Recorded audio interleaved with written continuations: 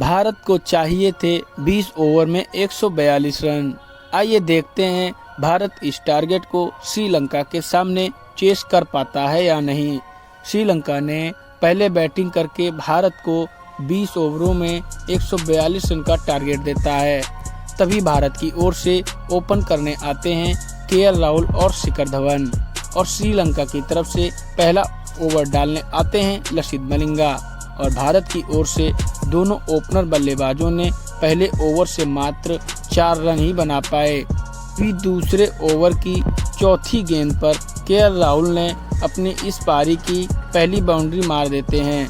तभी लसिथ मलिंगा अपना दूसरा ओवर लेकर फिर से आते हैं, लेकिन इस बार केएल राहुल पूरी तरह से तैयार थे और उनकी पहले ही 2 गेंदों में लगातार 2 चौके मार देते हैं। इस तरह केएल राहुल और शिखर धवन धीरे धीरे पारी को आगे बढ़ाते हैं। तभी इस मैच में आता है ट्विस्ट। जब हसरंगा अपना दूसरा ओवर फेंकने आते हैं तो केएल राहुल उनकी पहली ही बॉल पर बोल्ड हो जाते हैं। तभी केएल राहुल एक समझदारी वाली पारी समाप्त हो जाती है। लेकिन हसरंगा आज काफ़ी ज़्यादा लय में दिख रहे थे, क्योंकि हसरंगा ने फिर से तीसरे ओवर में शिखर धवन को चलता कर दिया था। अब चाहिए थे 52 गेंदों में 57 रन, और क्रीज पर होते हैं श्रेयस अय्यर और विराट कोहली। तभी विराट कोहली और श्रेयस अय्यर ने अपनी सूझबूझ से पारी को आगे बढ़ाते हैं, लेकिन भारत की ओर से अभी तक एक भी छक्का नहीं लगा था।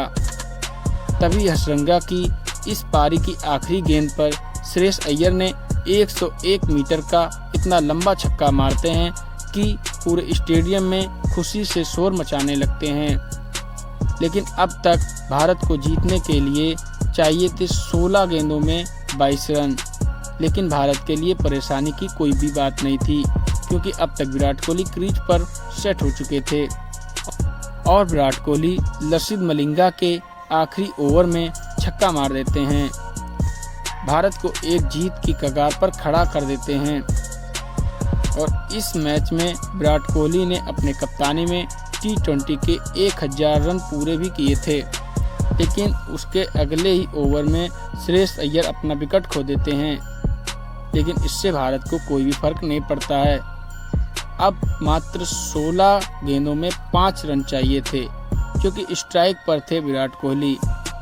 विराट कोहली ने अपने ही अंदाज में छक्का मारकर अपनी जीत को अपने नाम कर लिया। दोस्तों, यदि ये वीडियो आपको अच्छी लगी है तो हमारे इस वीडियो को लाइक और सब्सक्राइब जरूर कर लीजिएगा।